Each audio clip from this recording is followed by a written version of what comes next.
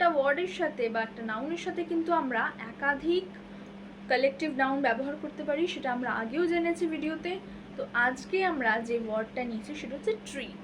অনেকগুলো গাছ একসাথে থাকলে আমরা সেটাকে কি বলবো? তো সেটার ক্ষেত্রে আমরা বলতে পারি a grove of trees, a grove of trees. আর আরেকটা বলতে পারি a clump of trees, a clump of trees.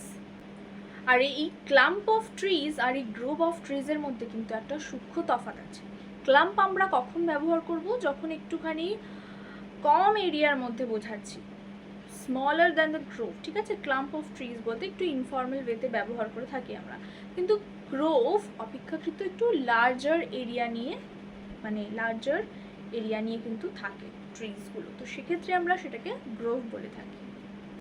আমাকে একটু কমেন্ট বক্সে জানাও তোমরা যে ক্লাম্প এই কালেকটিভ নাউনটা আর কোন কোন ওয়ার্ড বা কোন কোন নাউনের সাথে ব্যবহৃত হয়ে থাকে।